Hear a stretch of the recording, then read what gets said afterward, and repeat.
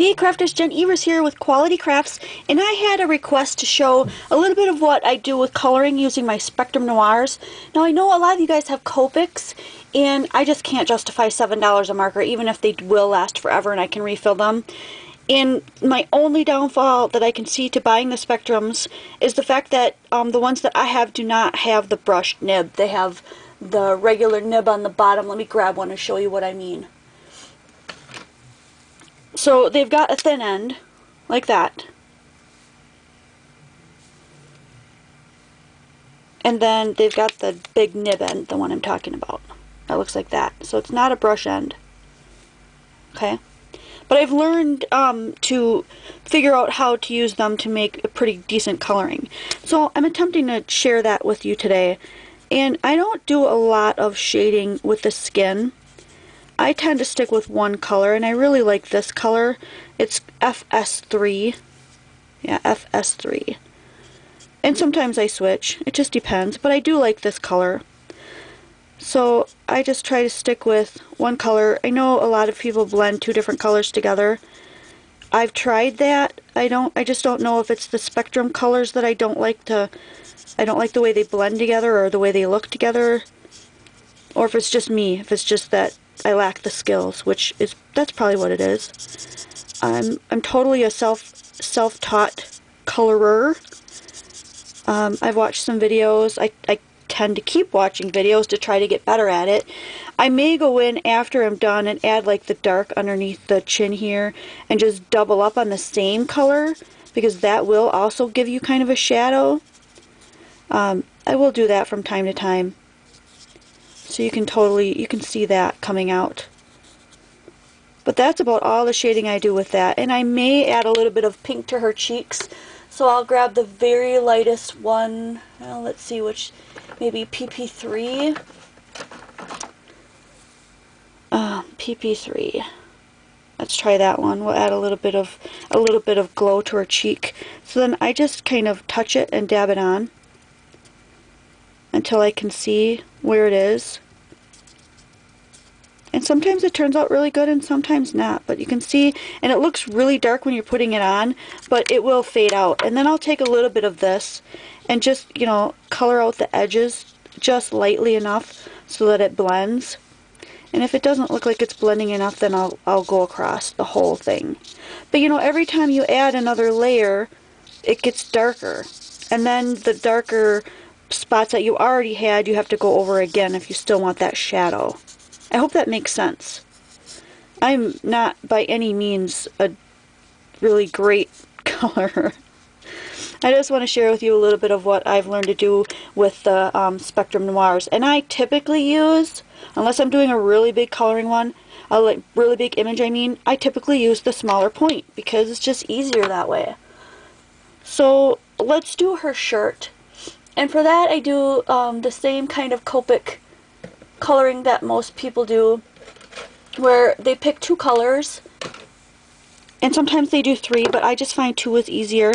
And they take the darker color, okay, and they do a little bit on each side, like this, and then they take the lighter of the two and they run it together in the middle here to make it look like it's blend out and that the light is coming in from the front. Do you see that? And that is a totally simple thing to do. So I go every other, just put in a little touch on each side, and then I leave the caps off sometimes and just go for it, and then just run that across. And then it looks like it's blending out with a little bit of a highlight in between. I'm coloring from kind of up above so I can make sure that I'm in the frame and that you're seeing what I'm coloring. So I'm really sorry if this is kind of awkward, but I like the look of that. I think it's a pretty simple technique that you can do with these. And then, like I said, I'm using the tiny end because the nib end is just too big. It just makes it really difficult to color in any spaces unless it's really huge.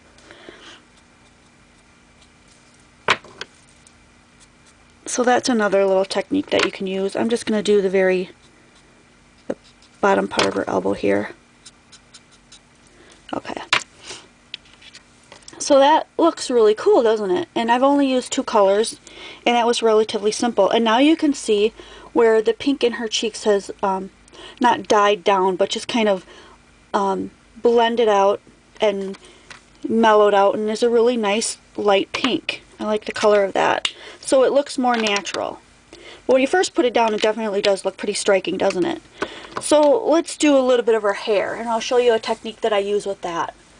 One of the techniques I use is I'll use 2 of the browns. This happens to be, and I don't write them down or remember them typically, GB8 and EB5, if you want to know what they are. And I go in with the lighter one first. Okay, like this. Color the whole thing light, and this is where you could use the big fat nib end if you really want to. And then take the darker of the 2 and feather out from either end.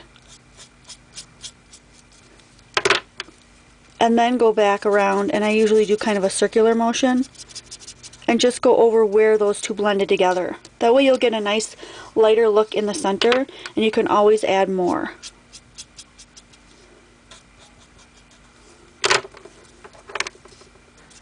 And then I go over it again. Notice how I didn't go all the way across, because then that keeps it even lighter in the center.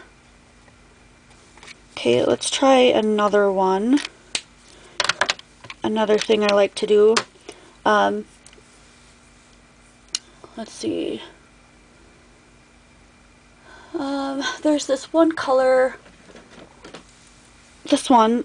What is this? 8N1. Oh, sorry, out of frame. 8N1 is more of a reddish brown, so you can even add, well, not the big nib, you can even add that reddish brown, which is a little bit darker, into the very edges. Gosh, I don't know why all of a sudden, because I'm on camera, my nose is seeming to run. Then blend this darker one back in, and then go over it again with the light one. Now I'm going to go over the entire thing. Just gives it a darker look. That's not exactly what I wanted to share, but let's try another one. Black or a gray. If you want something to look black, don't necessarily want to grab a black. You want to grab a gray. And maybe a light one and a dark one. So I've got IG4 here and IG10. IG4 is the lighter one. You can go over the whole thing. All of that part of the hair that you're going to make look black. Okay?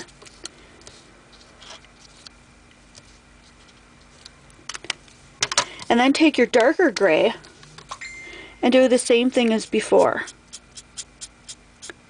Now that almost looks black, but it will blend out some. You'll see.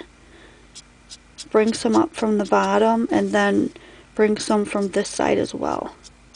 And you can do that like brush, like that feathering out kind of look that you get with that nice brush nib in the Copics. Only we're using the teeny tiny nib in the Spectrum for that. And then I'm going to take the lighter gray again and just kind of go over that edge of where the black came up. And you've got a nice light, you know, like where the light is shining on that black, and that looks kind of cool. You can make it smaller if you want, you can make it larger if you want. And if you make a mistake and color too much, you can always go in with one of these kind of markers, or these pens that are white gel pens, and you can add in your own highlights with the gel pens. So that's a really cool idea. The other thing I use my white gel pen for is to color in the spots where I accidentally like went into her eyes with that color, just to bring that white back, to make it look really stark white. I use it for that as well. So I hope that this helped some of you. You can get really stunning results with the Spectrum Noirs. You don't have to buy the Copics. You can mix them together. You can use them together. So I'll see you guys next video. I hope that this helped. I know I keep saying that. Let me know what else you want to see. For those of you who want to see the Spectrum Noirs used a little bit more, and I'll try to help you out. See you next video.